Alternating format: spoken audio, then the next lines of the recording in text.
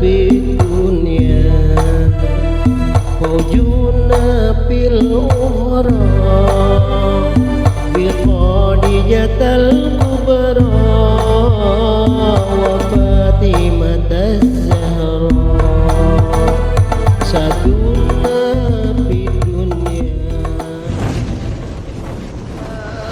لم يخلو سعيدا من الأزل قد خاب من ربي وخاب المؤمل وموسى الذي رباه جبريل كافر وموسى الذي رباه فرعون ومرسل.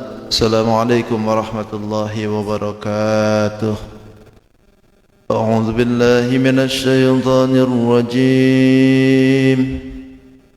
بسم الله الرحمن الرحيم. ولقد آتينا موسى الكتاب وقفينا من بعده بالرسل وآتينا عيسى ابن مريم البينات وأيدناه بروح القدس أفكلما جاءكم رسول بما لا تهوى أنفسكم استكبرتم ففريقا كذبتم وفريقا تقتلون وقالوا قلوبنا غلف بل لعنهم الله بكفرهم فقليلا ما يؤمنون ولما جاءهم كتاب من عند الله مصدق لما معهم وكانوا من قبل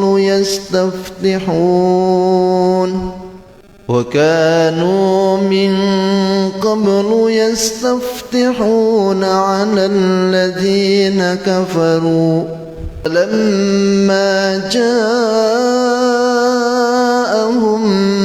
ما عرفوا كفروا به فلعنة الله على الكافرين.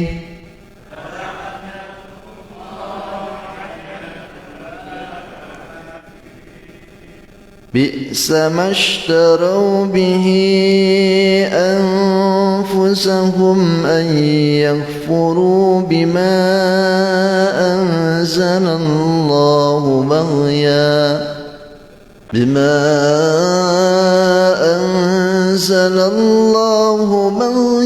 أن ينزل الله من فضله على من يشاء من عباده فباءوا بغضب على غضب وللكافرين عذاب مهين. صدق الله العظيم وصدق رسوله النبي الكريم ونحن على ذلك من الشاهدين والشاكرين والحمد لله رب العالمين.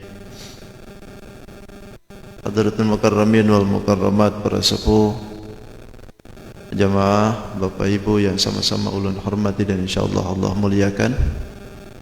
Alhamdulillah di subuh ini walaupun kita keadaan hujan, tapi Allah memberikan kesempatan kembali meringankan langkah guna bisa menjalankan ibadah, terutama salat subuh dengan berjamaah.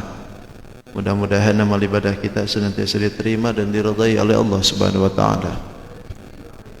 Salawat dan salam tidak hentinya semoga dibarwakan kepada junjungan kita Sayyidul Mustafa wal Murtada, Nabi besar Muhammadin sallallahu alaihi wasallam, Tidak lupa pada keluarganya, sahabat, para tabi'in, para tabi'ut tabi'in, terlebih kepada kita yang mudahan kita pun khususnya berkumpul di tempat ini nanti di yaumil qiyamah senantiasa diaku sebagai umatnya. Amin. Amin ya rabbal alamin. Hadirin wal hadirat rahimakumullah. Kalau hujan gini enaknya sebetulnya buringan ya. Tapi alhamdulillah walaupun dalam keadaan dingin hujan, tapi kita memaksakan diri untuk bisa kumpul kembali di halaqah kajian. Masih di suratul Baqarah ayat 87.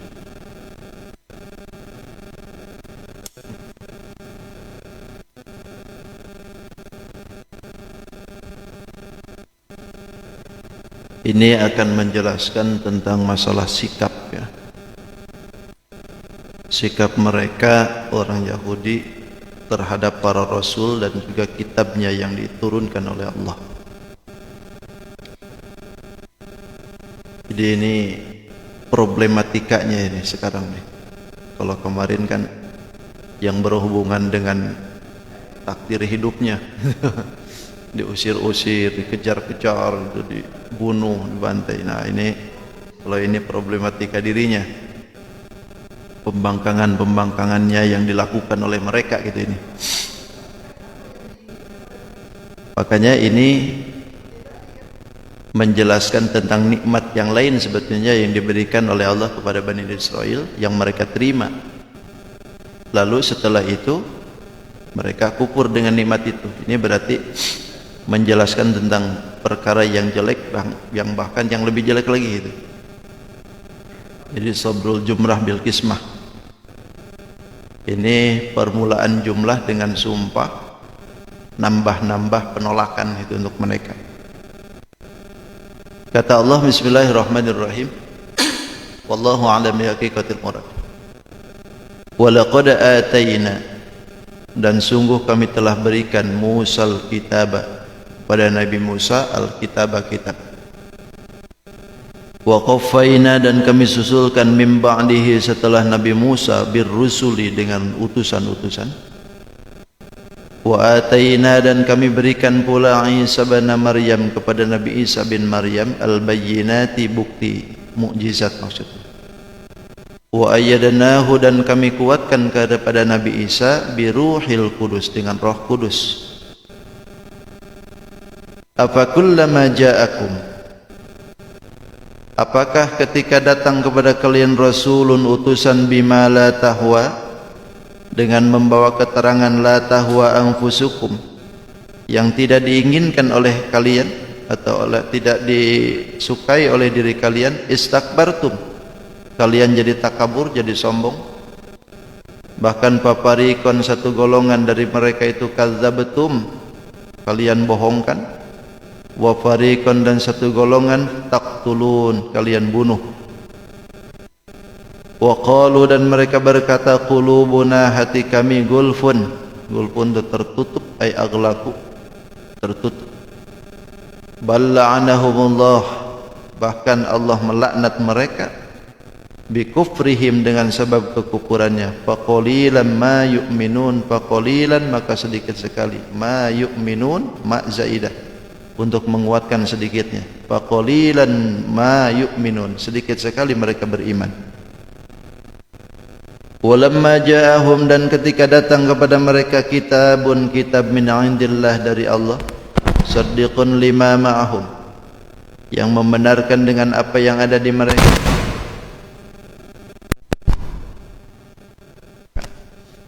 Wa kanu, dan keadaan mereka, min qablu, sebelumnya, yastaftihun, meminta pertolongan, alal ladzina kafaru, terhadap orang-orang yang kafir.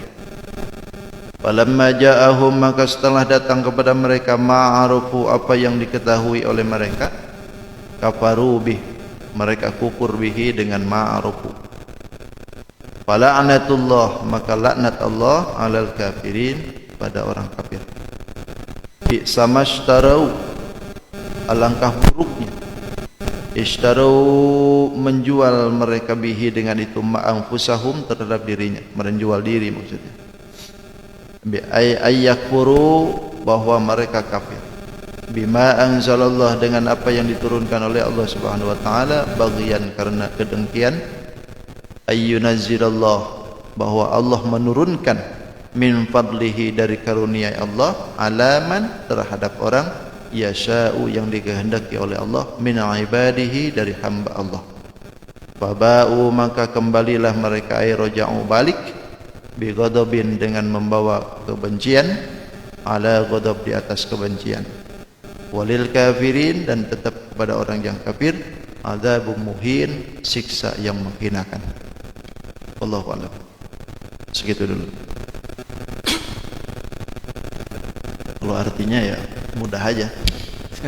Cuma tujuannya ini. Kembali ke awal.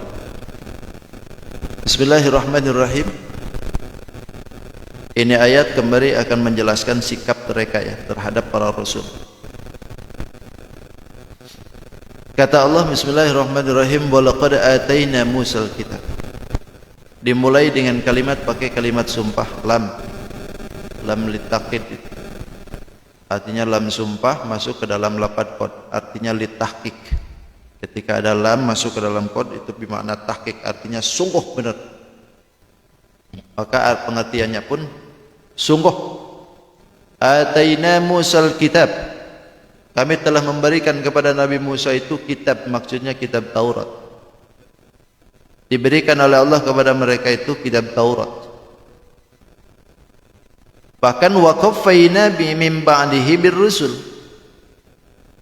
kami turunkan lagi setelah Nabi Musa itu birrusul, dengan utusan-utusan, artinya diikutkan kepada mereka itu utusan-utusan. Min ba'dihi, setelah Nabi Musa, artinya setiap nabi tidak ada dari mereka, Allah turunkan lagi. Ini meninggal, Allah turunkan lagi gitu. Dan dilihat dari segi ini, kayak seolah-olah Rasul itu tidak boleh berbarengan gitu ya. Padahal sebetulnya bukan begitu. Maksudnya itu diturunkan oleh Allah Subhanahu wa taala Rasul dari mereka itu berturut-turut gitu. Tapi bukan berarti tidak boleh ada sejaman. Ada juga yang sejaman. Nabi Yahya dengan Zakaria kan sejaman. Nabi Sulaiman dengan Nabi Daud sejaman. Itu Nabi Yusuf dengan Nabi Yakub itu juga sejaman kan, itu sejaman. Maksudnya itu satu kurun masih hidup barengan gitu. Tapi sama-sama diangkat jadi nabi. Bahkan Bani Israel pernah membunuh 70 nabi dalam sehari. Itu kan berarti sejaman banyak tuh nabi itu pada waktu itu. Memang luar biasa. Pada waktu itu kenabian itu betul-betul diangkatnya banyak oleh Allah. Tapi kalau setelah baginda Nabi ya tidak lagi. Wa khataman nabiyyin, Nabi itu terakhir atau pemungkasnya para nabi. Tidak ada lagi nabi min ba'di, setelah aku. Akan tetapi para ulama yang ada di zaman kita sekarang atau umat Nabi Muhammad itu kayak nabinya Bani Israel sebetulnya. Al-ulama'u fi ummati kal-anbiya'u fi Bani Israil. Ulama-ulama di golongan umatku itu seperti nabi di Bani Israel. Cuman walakin la nabiyya ba'di, tetapi tidak ada lagi nabi setelah aku itu. Tapi kalau seandainya itu kenabian masih dibuka, para ulama itu bisa jadi nabi itu, umat Nabi Muhammad itu. Tapi karena kenabian itu ditutup oleh baginda Nabi, sehingga tidak ada lagi. Walaupun kehebatan ilmunya bisa mungkin sama dengan para nabinya Bani Israel, tapi kepangkatan tetap saja tidak ada yang jadi nabi. Tetap saja umat Nabi Muhammad. Yang ada wali ya, wali Allah banyak. Nah kalau dulu kan yang banyak itu nabi-nabi gitu diangkat oleh Allah. Wa qaffayna min ba'dihi birrusul. Jadi setelah rasul-rasul itu terus gitu diikutin terus. Ini meninggal datangin lagi, ini meninggal datangin lagi. Bahkan ada yang berbarengan gitu. Wa qaffayna itu seperti itu.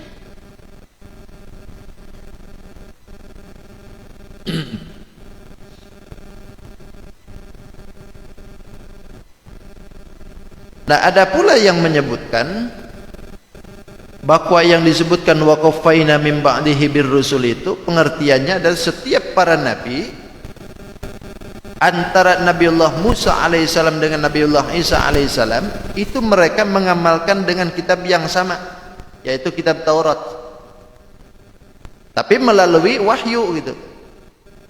Wahyu langsung dari Allah, bukan taklid. Beda dengan kita kan, kalau kita taklid, bukan taklid kepada Nabi Musa gitu. Mereka mengamalkan kitab Taurat tapi dengan cara jalan wahyu, tidak taklid seperti itu. Nah, ini yang disebutkan dengan wa qaffayna min ba'di birrusul. Bahkan bilangan para rusul antara Nabiullah Musa dengan Nabi Isa itu ada yang menyebutkan sab'una alfan, 70.000. Tapi walaupun memang ada juga yang menyangka itu bukan 70.000 tapi 4.000. Itu jarak antara Nabi Musa dengan Nabi Isa. Nabi yang diturunkan itu sampai 70.000. Karena memang dari 124.000 itu kebanyakan dari Bani Israil. Selebihnya luar Bani Israil. Nah, ini adalah anugerah kan, nikmat yang diberikan oleh Allah kepada Bani Israel. Diturunkan para nabi untuk mereka. Bahkan wa ataina Isa bin Maryam al-bayyinat, dan kami berikan pula kepada Nabi Isa bin Maryam al-bayyinat, bukti yang nyata, maksudnya mukjizat. Wa ayyadnahu bi ruhil qudus, dan kami kuatkan kepada Nabi Isa dengan Roh Kudus. Nah, ada Roh Kudus ya. Jadi Roh Kudus itu bukan di luar sana, di kita Pak. Kita yang nyebutin Roh Kudus. Nah, sebetulnya kalau dilihat dari segi pemaknaan ini, Nabi Isa ini sebetulnya sudah termasuk wa qaffayna min ba'dihi birrusul, termasuk nabi-nabi yang disusulkan oleh Allah setelah Nabiullah Musa. Tapi di dalam ayat ini Nabi Isa disebut, tidak disebutkan nabi yang lain kan. Kenapa Nabi Isa ini punya kedudukan tersendiri gitu di sini? Karena pertama, pengagungan Nabi Isa alaihissalam diberikan keistimewaan kepada Nabi Isa. Berarti antara Nabi Musa dengan Nabi Isa alaihissalam ini ada keistimewaan tersendiri untuk Nabi Isa. Yang kedua, keistimewaan yang diberikan kepada Nabi Isa karena memang Nabi Isa alaihissalam ini punya syariat tersendiri. Lantaran diberikan kitab kan, diberikan kitab Injil kepada Nabi Isa. Nah, ketika Nabi Isa alaihissalam itu diturunkan kitab Injil, maka sebagian dari hukum yang ada di dalam kitab Injil itu menghapus hukum yang ada di dalam kitab Taurat. Makanya Nabi Isa disebut. Padahal kalau ditinjau dari segi pemaknaan sudah termasuk wa qaffayna min ba'dihi birrusul sebetulnya di situ. Nabi Isa ini adalah orang yang diutus oleh Allah setelah Nabi Musa alaihissalam. Tapi disebut khusus gitu karena memang syariat yang ada di zaman Nabi Isa itu punya sendiri. Bahkan dihapus oleh syariat Nabi Isa ini apa yang tertera di dalam kitab Taurat. Makanya kenapa Bani Israel sampai mau bunuh Nabi Isa? Kan gitu. Padahal sama-sama Bani Israel. Karena mereka menganggap Nabi Isa ini sudah menghapus hukum yang ada di dalam kitab mereka. Sebagiannya kan. Nah, ini juga sekaligus menjadikan penolakan ya. Penolakan Nabi Isa alaihissalam terhadap orang Yahudi yang mengajak mereka kepada untuk membunuhnya Nabi Isa itu sendiri gitu.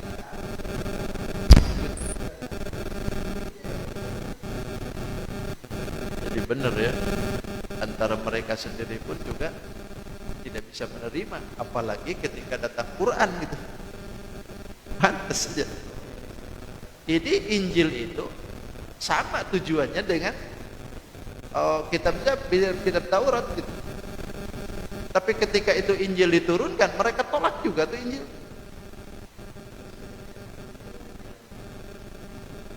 Isa.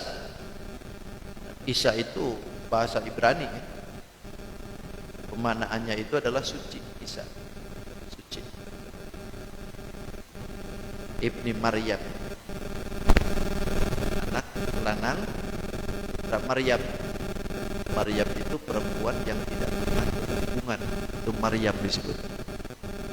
Hanya Maryam tidak pernah berhubungan dengan siapapun, tapi punya anak. Nah, ini menunjukkan kekuasaan Allah, bahwa hubungan itu tidak selamanya akan menghasilkan anak, karena anak itu diberikan oleh Allah anugerah, tapi sebabnya adalah hubungan. Tapi tidak juga Allah menjadikan takdir seseorang punya anak lantaran hubungan, karena ada juga yang tidak hubungan tapi punya anak. Di persambungan itu, kalau Allah sudah mau keluar daripada khawariqul adatnya, ya bisa saja, bisa saja.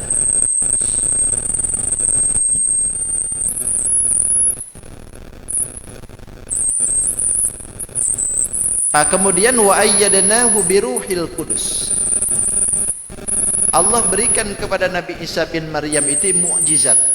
Mukjizat yang luar biasa.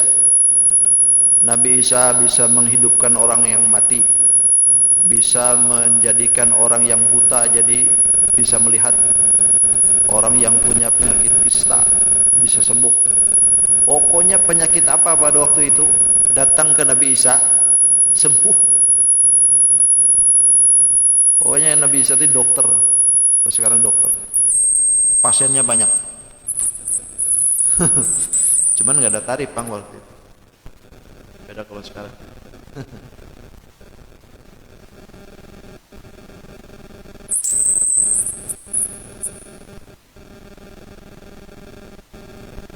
Diberikan kehebatan oleh Allah Nabi Isa ini, mukjizat yang luar biasa, tidak diberikan kepada nabi yang lain.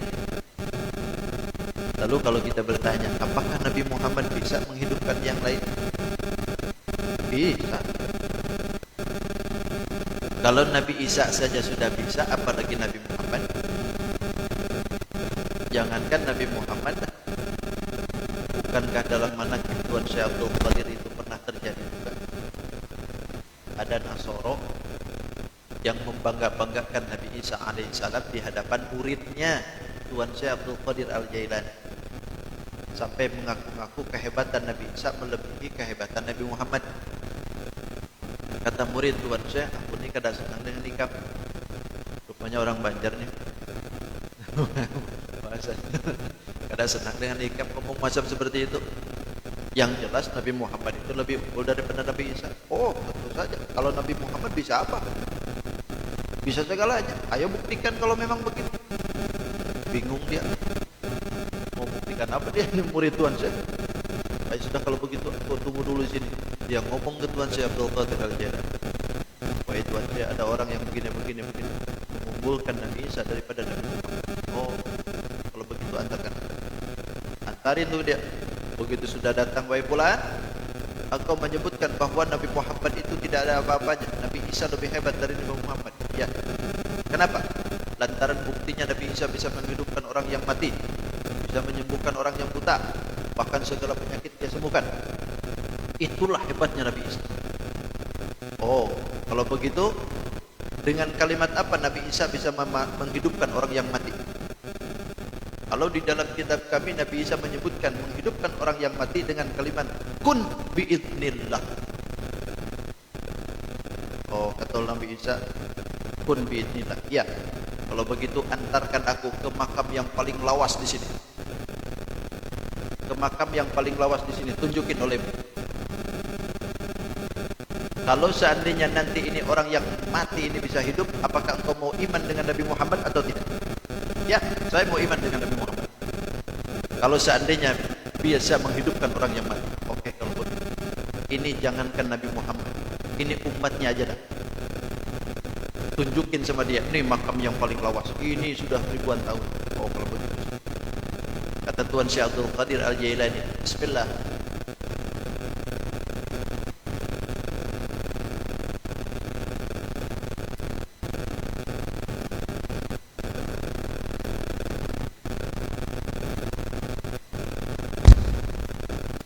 Assalamualaikum wahai Tuan Syekh.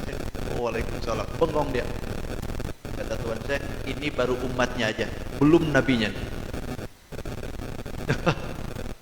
Baru Tuan Syekh ini umat Nabi Muhammad, belum nabinya.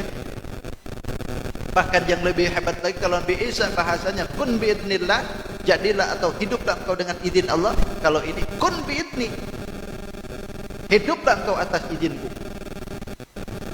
Apa enggak lebih takabur gitu? Kan gitu bahasanya. Nah, ini ulama tasawuf menerjemahkan kalimat yang dilontarkan oleh Kang Tuan Syekh Abdul Qadir Al-Jailani ini. Apakah ini tidak melebihi Tuhan gitu sebetulnya kalimat kun biidni itu? Sebetulnya bahasa yang dilontarkan oleh Tuan Syekh ini hanya bahasa zahir. Jadi pada hakikatnya ketika Tuan Syekh ini menyebutkan kun biidni, itu dasar hatinya adalah kun biidnilah juga gitu. Tapi kenapa bahasanya seperti itu? Lantaran hati Tuan Syekh dengan Allah saking sudah menyatu, sehingga bahasanya pun kun biidni. Padahal biidni itu adalah yang mengucapkan siapa?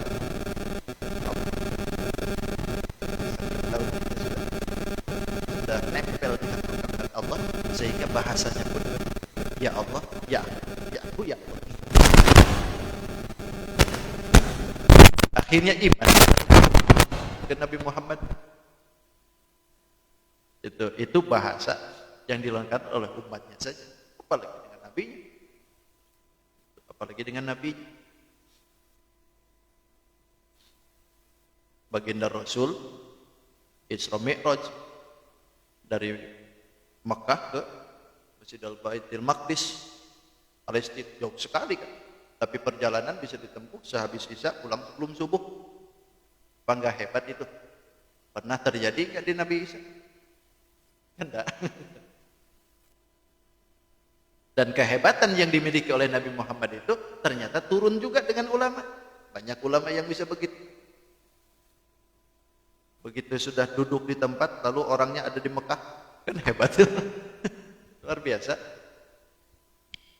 Itu umatnya tuh, apalagi nabinya. Tapi itu urusan masalah batiniah. Tapi kalau urusan hukum syariat, ya tetap saja baginda Rasul pun hukum syariat dijalankan. Hajian itu hukum syariat. Ketika mau haji, ya jalankan saja hukum syariatnya. Enggak boleh dipakai.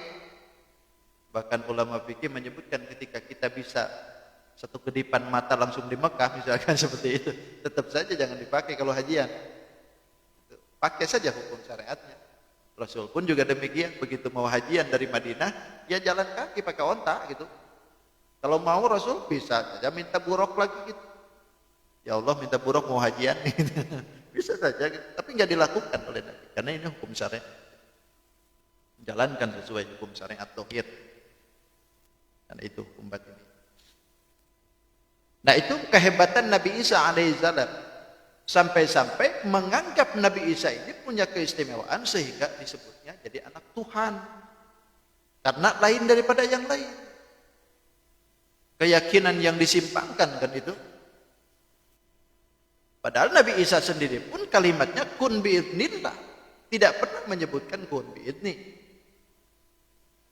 Berarti kan ini menjadikan bahwa mukjizat yang ada di Nabi Isa itu sendiri pun siapa yang punya? Sejatinya Allah. Lalu wa ayyadnahu biruhil qudus. Nabi Isa sendiri pun dikuatkan kembali oleh Allah dengan Roh Kudus. Roh Kudus ini berarti idopat mausuf terhadap sifat. Artinya ruhul muqaddasah, roh yang disucikan. Siapa yang dimaksudkan disucikan ini? Ada yang menyebutkan bahwa Roh Kudus itu adalah Jibril alaihissalam. Jadi Roh Kudus itu bukan Nabi Isa, tapi Jibril. Kenapa disebutkan Roh Kudus gitu? Karena Jibril kan tidak pernah maksiat. Jibril itu ada jasadiyah yang bangsa cahaya. Bahkan Jibril itu hidup di dalam kalbu. Itu kan ruhiyah. Makanya setiap kali Nabi Isa alaihissalam mau berjalan kemanapun, ini Roh Kudus ini, Jibril ini selalu mendampingi. Kemanapun gitu. Untuk apa? Menguatkan apa yang diinginkan oleh Nabi Isa. Seperti tadi kan, misalkan ada orang yang buta mau kan, itu sebetulnya penguatannya adalah Roh Kudus ini. Jadi dibarengi gitu Nabi Isa itu, kemanapun Nabi Isa pergi itu selalu dibarengi dengan Roh Kudus ini. Makanya sampai-sampai ada yang menyebutkan Roh Kudus itu adalah Nabiullah Isa. Karena memang selalu mendampingi kemanapun gitu. Ruhul Kudus itu. Kalau kita nyebutnya Roh Kudus.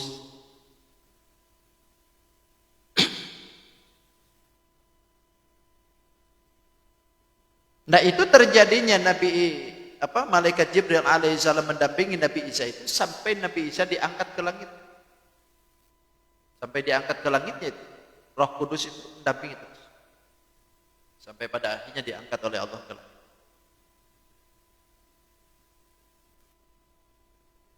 Tapi walaupun kehebatan yang luar biasa yang ada di Nabi Isa alaihissalam, tetap saja kan mereka tidak mau beriman. Bahkan mereka itu tidak mau lurus dalam akidahnya. Bahkan belok-belok, falam tastaqimu. Mereka tidak mau lurus dalam akidah. Bahkan dari sekian banyak Bani Israel itu hanya 13 orang aja yang ikut iman dengan Nabi Isa. Disebut dengan kaum Harawariyin. Jadi 13 itu ada yang keluar pengkhianat 1. Jadi tinggal sisa 12 lagi. Yang pengkhianat 1 itu adalah orang yang memberitahukan persembunyian Nabi Isa dengan kaum. Lalu dirubah oleh Allah Subhanahu wa taala rupanya menjadi rupa Nabi Isa. Yang kemudian ketika Nabi Isa alaihissalam diangkat oleh Allah Subhanahu wa taala, yang ditunjuk atau yang dirubah oleh Allah itu adalah dia. Maka seketika itu orang-orang menangkap dia. Bahwa dikiranya inilah Nabi Isa alaihissalam. Padahal itu adalah orang yang menunjukkan keberadaan Nabi Isa. Muridnya yang ke-13 itu. Yang jadi pengkhianat. Sampai akhirnya disalib. Dan sampai sekarang begitu. Yang mereka yakini bahwa yang disalib itu adalah Nabiullah Isa. Padahal lain. Itu. Bahkan ada berkeyakinan bahwa mereka itu disalibnya beliau di tiang itu adalah merupakan pengorbanan untuk umat. Jadi beliau lerak mengorbankan dirinya demi umatnya. Walaupun umatnya maksiat sekalipun, udah nanti bebas saja. Karena beliau sudah berkorban. Sudah menebus dosanya. Bahkan ketika itu saya pernah nonton ada pembicaraan jadi telepon. Jadi dalam pembicaraan itu seorang ulamanya ditanya bahwa yang mematikan, yang menghidupkan itu siapa? Lalu dalam prosesi pertanyaan itu beliau jawab bahwa yang menghidupkan itu adalah Tuhan. Sementara yang mematikan bukan Tuhan, karena ranah Tuhan itu tidak boleh mematikan. Yang mematikan itu adalah setan. Lalu yang telepon itu bertanya, kalau begitu siapa yang matikan itu? Roh Kudus. Nabi Isa maksudnya. Lalu siapa yang mematikan Roh Kudus itu? Itu pendeta muter-muter bang, nggak mau jawab setan gitu. Saya ketawa itu sampai lama. Tapi yang nelpon ini pintar juga, desak aja terus. Sampai pada akhirnya dia ngaku yang mematikan Roh Kudus pun setan juga bang. Jadi kekuasaan setan ini lebih tinggi daripada kekuasaan Tuhan berarti. Karena ranah Tuhan nggak ada untuk matikan katanya, hanya menghidupkan saja. Kalau menghidupkan kan ibu juga bisa menghidupkan. Menghidupkan bapaknya maksudnya. Mematikan lagi. Jadi di sini letak. Jadi Roh Kudus itu dalam pengertian kita adalah roh malaikat Jibril alaihissalam yang menguatkan mukjizatnya Nabi Isa alaihissalam. Bukan berarti Nabi Isa punya kekuatan tersendiri yang dijadikan dirinya jadi Roh Kudus.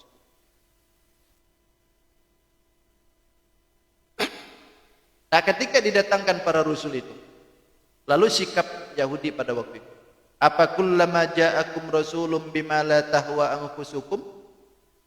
Apakah datang kepada kalian utusan bima la tahwa, membawa apa yang tidak diinginkan oleh kalian? Istakbartum, kalian jadi sombong. Apakah setiap rasul itu begitu? Artinya setiap orang yang didatangkan kepada mereka itu menjadi nabi dan rasul, lalu ada hal-hal yang tidak diinginkan.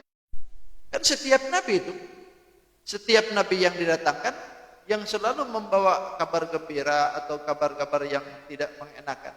Lalu mereka itu kadang-kadang jadi berubah. Apakah setiap nabi begitu?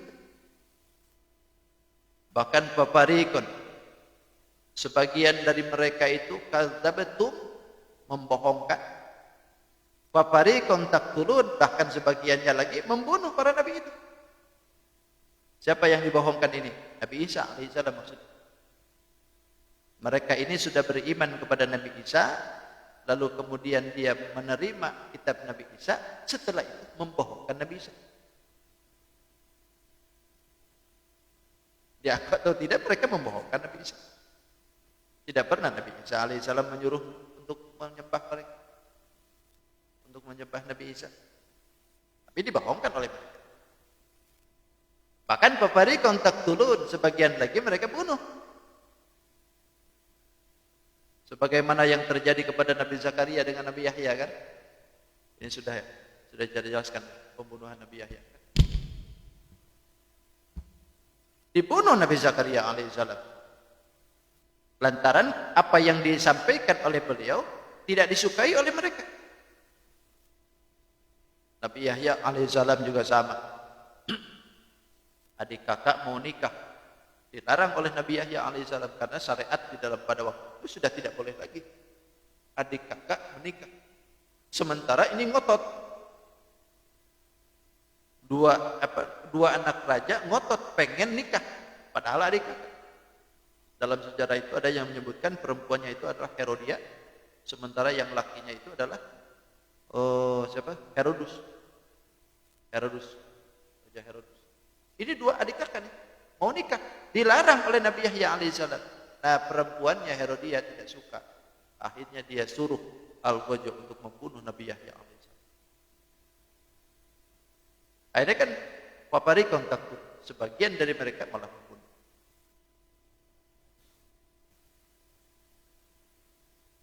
Sudah waktu? Jam 6.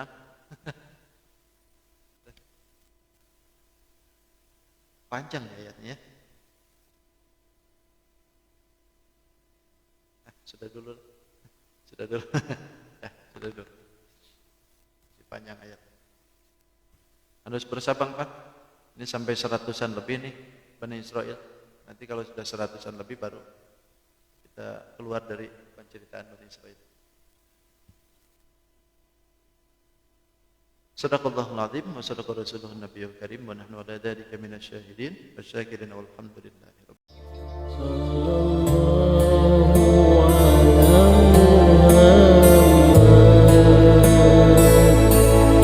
Sallallahu